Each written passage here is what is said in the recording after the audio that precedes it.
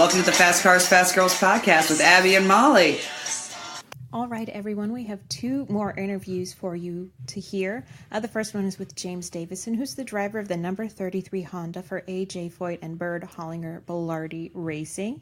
And the second interview is with Simon Pagenaud, the driver of the number 22 Chevy for Team Penske. They both were recorded in the IndyCar Nation garage, so there might be a little feedback. And fun fact, during Simon's interview, there was actually Catholic Mass going on during IndyCar ministry. Hope you enjoy the interviews. We'll be dropping an episode on Wednesday discussing everything that happened over qualification weekend and looking ahead to the Indianapolis 500. Thanks for listening. Bye.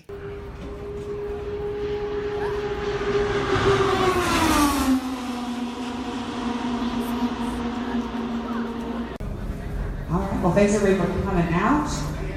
Good morning. It's a little early.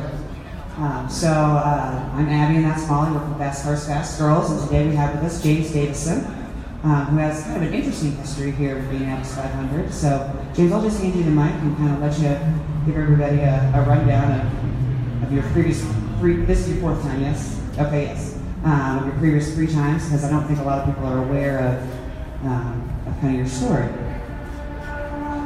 Well, good morning, everyone. So I did Indy bikes back in 2008 and 9. I drove for Sam Schmidt. Had a so-so season. I didn't finish too well in the points, but I got a pole, a win, and a second place. So at least showed I had some potential, which then helped me get a ride with Vision Racing in 2009. Tony George's now defunct team.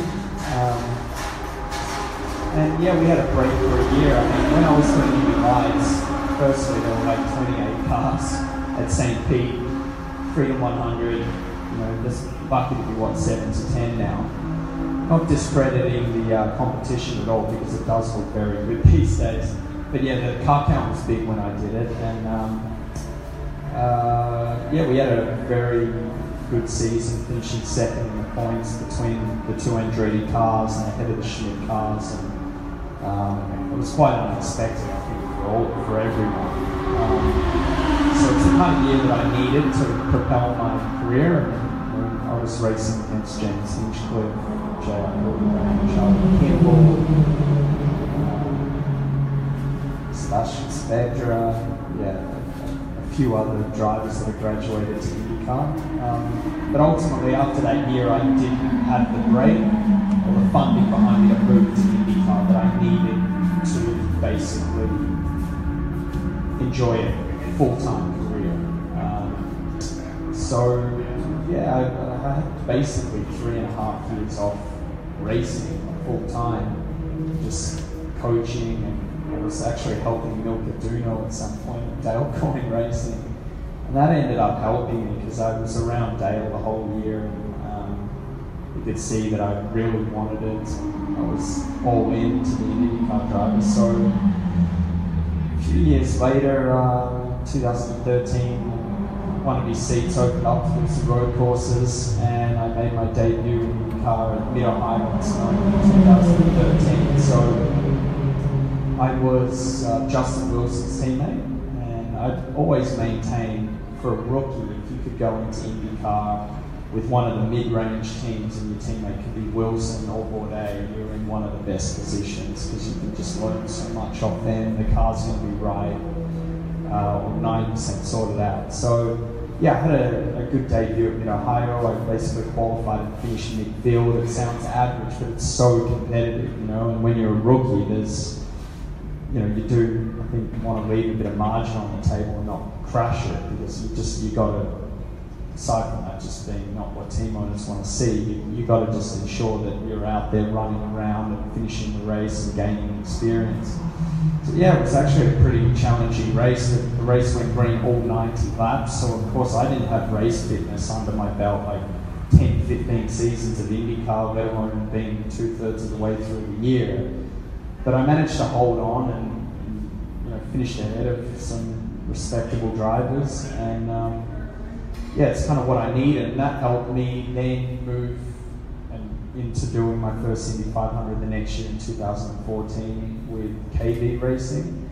So I was the 33rd entry at the last moment. We were a short program, so that meant we only got one engine and limited sets of tyres, so we couldn't start on Monday, Tuesday or Wednesday. We had to start like Thursday afternoon and then do Fast Friday and then straight into qualifying. So it was a very budget restricted, conservative program, and because there were only 33 cars, there was no need to really risk too much.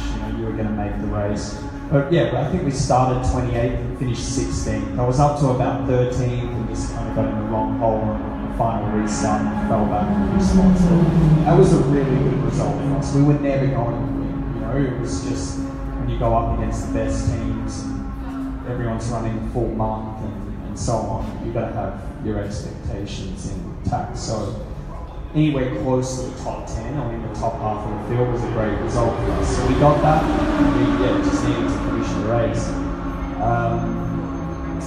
I've been racing sports cars also full-time in 2014, 15 and 16, so I've driven 3 Daytona 24 hours. I got the pole position in GT in 2015.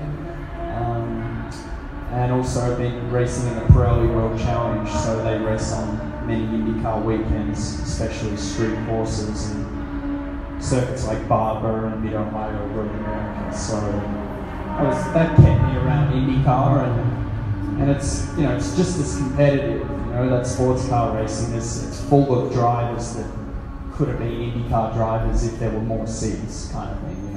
It's very competitive. So that was good for my experience and so on, just staying current on my steering wheel. I did do the Indy 500 again in 2015, last minute with Dale Coyne. I jumped in the car on Wednesday practice, then had to leave and go to Canada for 4 days to do a sports car race I contractually had to do. So Tristan Baudier jumped in the car, qualified it, and then I got back in the car on Monday. So yeah, I didn't even qualify into the race. I wanted to, but I just couldn't. So I had to start 33rd, got halfway through the field, and then we got involved in a pit lane incident, which was very unfortunate. All 3 Dale Coyne cars, but showed some performance there that I needed to. And then the 100th running, I didn't do that because I had, again, sports car contractual obligations, so that was frustrating because Pirelli World Challenge Series has got races on the qualifying and race weekend of the Indy 500, and they do again this year. So it's kind of a blessing in disguise that I'm not doing that anymore, because ultimately, Indy 500 is where I want to be. And yeah, I want to race full time, but Indy 500 is the real deal. So yeah, I thought I was going to have a ride in advance for last year's race, but with the limited supply of engines from Honda, basically any team that ran Honda power plants couldn't get an extra Honda engine, and then any team that was a Chevy team didn't have any chassis or cars with their engines. So it was one or the other that prevented there being more than 33 cars. So that was definitely frustrating. But then of course Sebastian Bourdais crashed, and it turned into the biggest career break of my life. Basically, under very unfortunate circumstances, I got into his backup car. It wasn't as quick as his primary car, but the team had the car very sorted. It was fast and handled well. And I started 33rd again. I didn't qualify a car into the race again. And so, talk about making it in by the skin of your teeth every single time. I've done it. Had the race that I needed to, just capitalised on the equipment and the team's performance, and we went from 33rd to 1st. We were in the top 5 with 15 laps to go, final restart, all bets are off. If you want to win it, you got to go for it. It's not going to fall in your lap. And just got involved in a pile up there. I think we've seen it happen before, and it's going to happen again. You know, it's what you've got to do sometimes. It's kind of like no regrets with that, because I could do the race another 10, 15 times, but I don't know how many times I'll ever be in with a chance to win the race. So you've got to leave no stone unturned when the opportunity presents itself, because had it worked out, I had a chance of winning it, but it didn't, and I'm one of many drivers to come up short. Here I am again to try again. But basically, straight after that race, I had Jonathan Verds approach me and basically say, "Hey, look, that was a really good performance, and we'd like to join forces." Instantly, I had the kind of required sponsor support behind me to get a ride in advance. So finally, some establishment. So along with Jonathan Birds and our other partners, Byrd-Hollinger and Brad Mollinger here, who owns a quarter of the Williams Formula One team. We put a program together with AJ Foyt. Obviously, we showed very good form so far this year, and we're running competitively right now. We want to be stronger, but it's very challenging for the one-off Indy entries to be able to be ahead of the full season entries. All the crews have got to create some chemistry and working relationship just from cold turkey, stone cold beginning. And we did test as well, because there seemed to be a shortage of parts from Delara, so a lot of teams, obviously Munoz, Stephen Wilson, Connor Daly, I and a few others did test here 2-3 weeks ago, just due to those elements. So behind the scenes, that's what you face, but with time we're getting there and we're making progress with the car. And the main thing with Indy, with these practice days, is you got to manage your baby, your car. You got to really look after it, because if you crash it, your backup car, you're not going to have as good a gearbox and uprights, all the things that spin, rotate in the car to create straight line speed, just all the best of parts on the car that all add up to speed. Your backup car's never going to have that. So you really got to, at all costs, not put your equipment at risk. So far we've been on the edge of that, which I think is what it's all about, of maximising what you got but not going over it. And we have done some more work overnight again, and we're curious to see what we can come out of the box with today.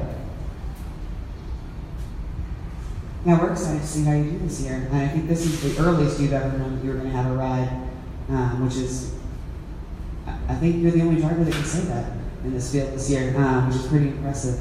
And for those of you who aren't familiar with James Davison, he actually led some laps in last year's Indy 500, which we interviewed him in November on our podcast. And I remember you said that was one of your favorite memories of your career. That was just very cool. And another fun fact that you might not know about him is in 2017, he led laps in an IndyCar race, a NASCAR race, and a sports car race. So I think it's pretty fair to say that you can drive just about anything. So we are excited to see how you do this year. Now, it seemed yesterday you were walking through the pits. Did you guys have some issues with the car yesterday? It seemed like you guys were kind of just tooling around some things, kind of tightening things up, or was that just kind of standard business? It's pretty standard. Basically, these cars are so sensitive to all the components on them. So the ride height of the car, the rake, what the ride height of the car is at the front relative to the rear is what the rake is. It changes the balance of the car. It changes how much drag or downforce the car has.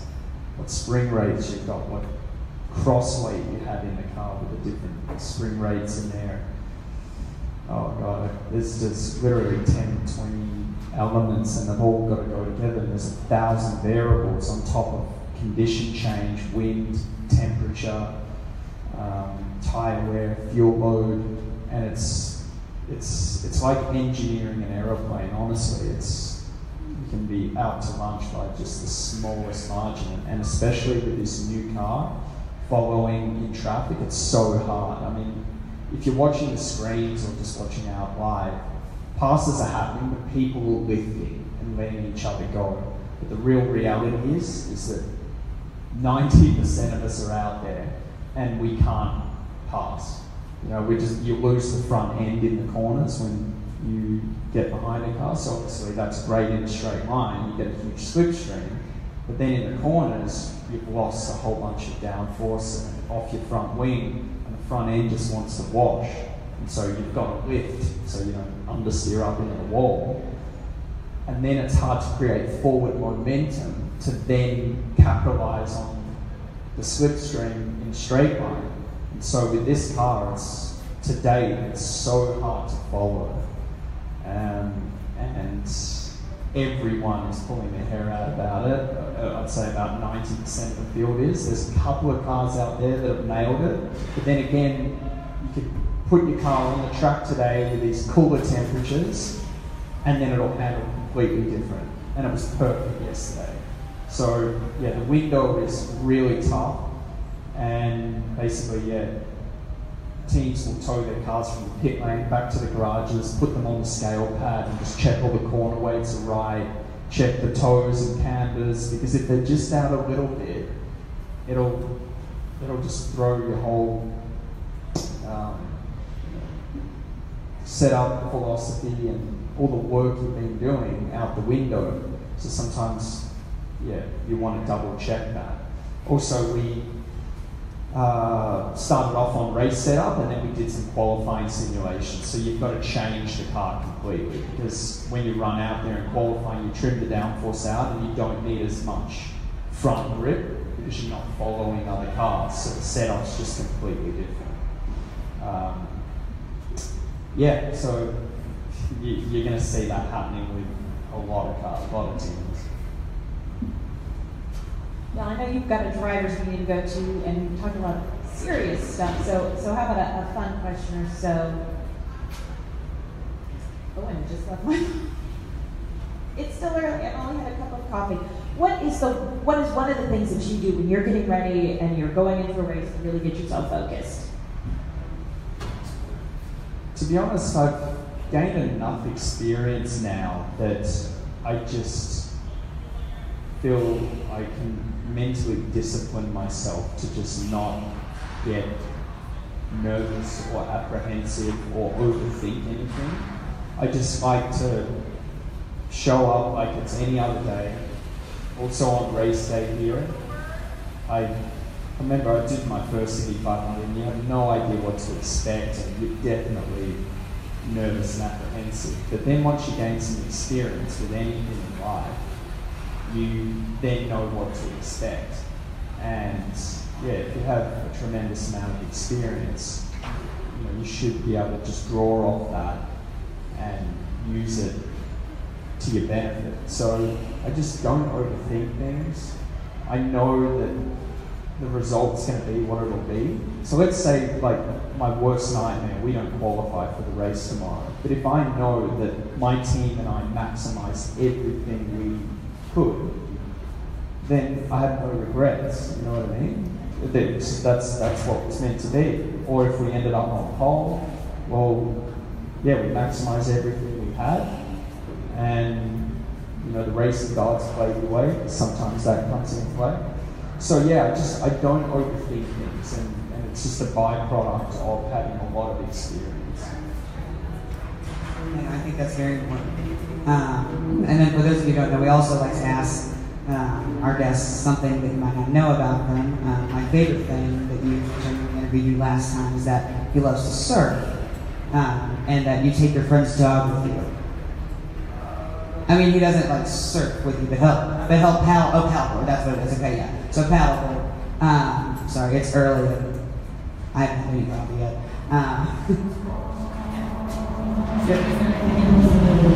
Oh, I lived in Miami. I did live in Indianapolis for 7 years. I moved here in 2006, and Will Power and I actually lived together at some point. And the first time we ever went to the race, both of us went to our first Indy 500 in 2006. We were sitting in short shoot, actually. But yeah, since then I've moved away and I've found a good home in Miami. I love the weather and the internationalism and the water, and yeah, just do many water sports down there, so paddle boarding, jet surfing, which is basically a surfboard with an engine in it. Typical America, they find any way possible to burn fuel.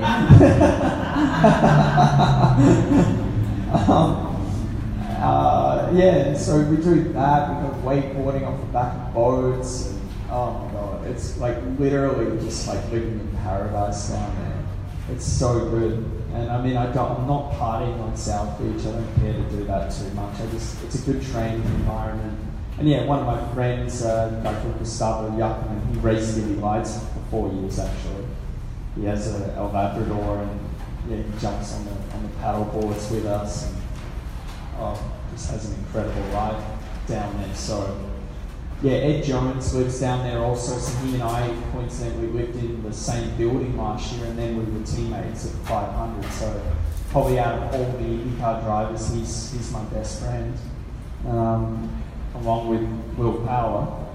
But obviously he's in a different life stage, married with kids, doesn't live in the same city, so we kind of just, we're not as close just naturally, that's what happens.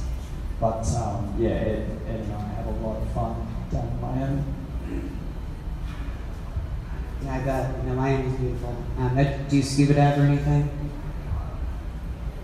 No, but I've done spearfishing and so on in Australia. The water's cold there, so I'm never really used a wetsuit. But yeah, in Miami, yeah. All right. Well, I think we're going to wrap it up so we can let you get to your driver's meeting. So, James, we just want to say thank you again. Let's give him a big round of applause. Thanks so much for being here in the IndyCar Nation Garage.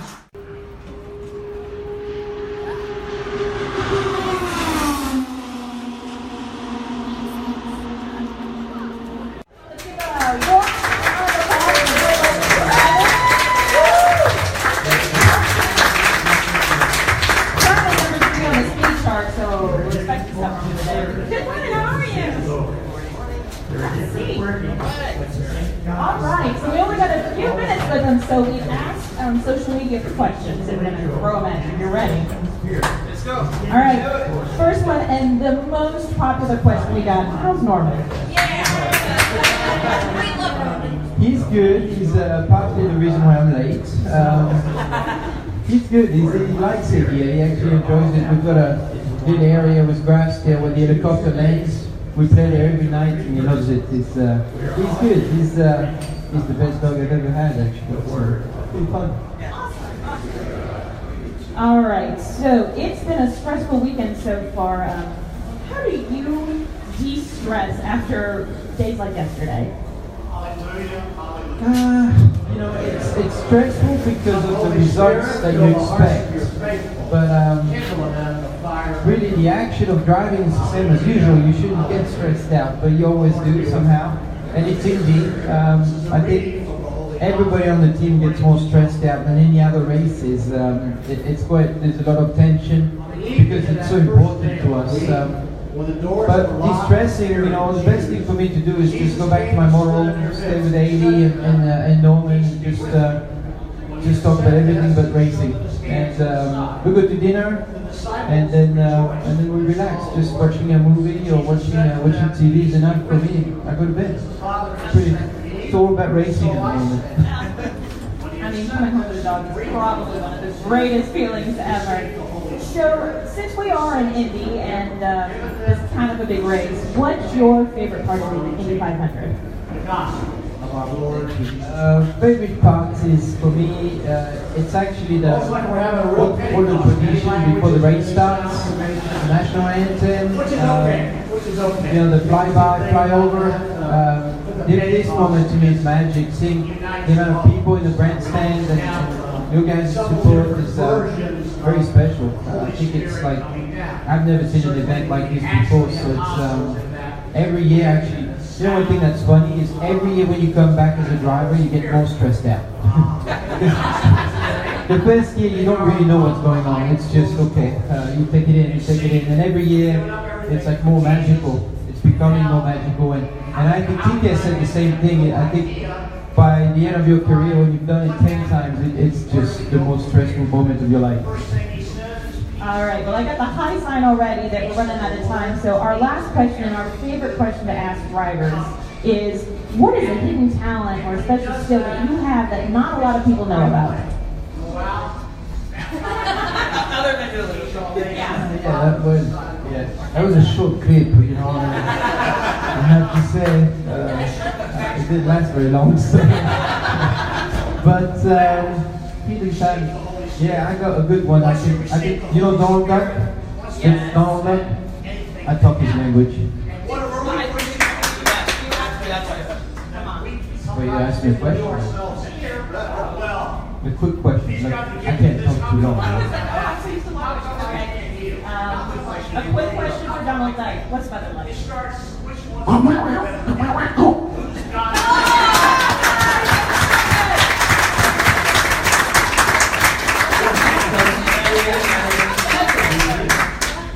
That took a lot of training.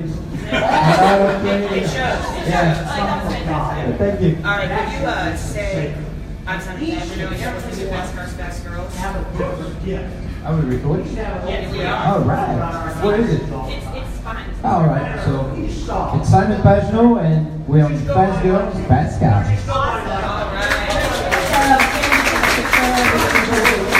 Guys, before we take the picture, one last. Oh, we got a few minutes to wait for Simon, then. Ah, no, I got so excited. All right. What's your favorite thing to do, Andy, besides racing? So I used to live here. You know, I used to live in a village of Westgate up north. I used to love it here. Just the town developed so much while I was here. I was here from 2006 to 2015. Made a lot of good friends, great restaurants. My favorite thing to do, I used to love going, oh man, how is it called? When you shoot people? Paintball. Shoot people.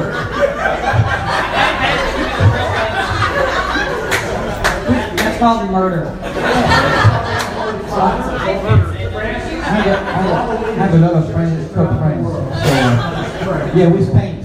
So there's a place up north we used to go to with Will and Power and some other drivers. We used to go to and play paintball there. That was fun. I really had a good time doing that. Pray for all the people here. People that make up the greatest Besides, most people answer their parents, we'll take our parents out of it. Who is the most influential person in your life? And those that keep us safe. That's a good question. I think, you know, in my life I've had the chance to meet important people for my journey, right? It's like, and I think we all like that. I met one of the first very influential person was actually the head of Renault France. Renault, you know, the manufacturer, helped me tremendously to go up to the next level in my career. Then when I came here, I met Derek Walker, who owned Team Australia, Walker Racing, very influential. He used to spend hours in his office talking about how we're going to make the car better, but he formatted me to be the perfect Penske driver without me even knowing it. So that was because Derek actually used to run Penske at a certain time before Cedric. So he knew exactly what was needed, and then Will went to Penske, and I was his second protege, so that worked out pretty good. And then Jim DeFerrin to me was, still is my mentor, I would say. We talked 4 days ago. He's watching every day what's going on, and he, on the driver's standpoint, he's been the one that has formatted me the best with technical aspect of the car, mental approach, and being politically correct within the team too. too. That's something, you know, we have different facets of our jobs, really. There's the driving part, there's the sponsor part, the partners, and the relationship with the team, the engineers, the crew, the management, and it's a whole. And that's what makes you a great driver. So Jim was a key to that. And then after that, it's been my agent, Rick Gorham. He's from England, and he's had a few drivers here. He brought Jack Villeneuve over here. He still managed Jack, and it's been a tremendous support for me. It is truly right and just, our duty and our salvation. Yeah. Well, we have an agreement because I asked all the questions of Tom Bailey, so Molly said she got to ask all the questions of Simon. For anybody who knows me or has just been in this garage, you know it's very painful for me to not speak. Very painful. She is. She's always been the nicer person. So, what would you say is your absolute favorite moment, highlight of your career thus far? Like, it can be, you know, could have been even a championship, could be a race moment, just, you know, a great pass. What's been one of those moments that you're just like, I'm gonna keep that memory till the day I die? That's a really good question. And you don't have to, we often make it the top three. We have trouble breaking Okay, one. good.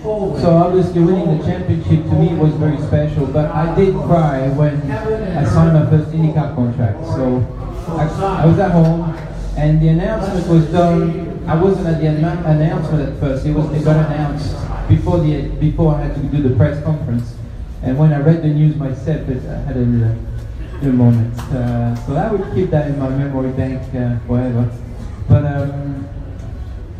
what else? You know, I think Le Mans, finishing second Le Mans, I have to say, it was tough because I could see the car that won right in front of me.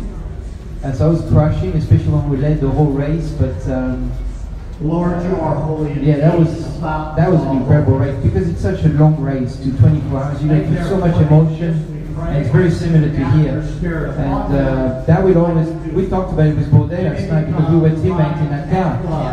And I think we talk about it every time we see each other, so it's going to be up there for a long time. For us, he had supper for the last time with his disciples. I don't know. He took bread, said, take these, all of you. This is my body. Oh yeah. Okay, yeah. The speeding thing was good. We are all thoroughly enjoying that.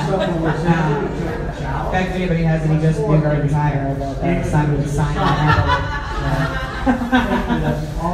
Simon, is there anything else that you want to add or anything? You know, here's one. So you said last night you like to just kind of decompress with Haley and Norman and do things not related to racing. Are you similar in on the days that you are going to run, like this morning? Do you try and kind of keep your mind free until it's go time? Is there something special you do to kind of help keep yourself calm and relaxed, or to get yourself hyped up? Do you listen to music, or is there anything that you kind of have to part of your routine? Yeah, it's again another good question. It's the biggest thing is I do a lot of meditation to try to extract the best out of myself. I really believe that it sounds simple, but I believe that this is a body, and I believe this controls everything, right? So if I can control this better, my feet, my hands, my eyes will do a better job. So I try to do a lot of work in preparation to visualize the situation and perfect it, and then sharpen my reaction time that way. So that's something that I do before every qualifying, every races. I need 15 minutes to myself to just put myself in the zone, and that's something that I actually really enjoy. Just being in that zone is a different world, really. It's just you, the machine, and that's it. Nothing else matters at that time. So no mails, no invoices, nothing, just that. I love it. So, everything else in life doesn't matter at that point. It's a very special moment. So, to me, that's great. And no, the morning is all about, the moment I wake up, I'm thinking, how am I going to be the best I can be today?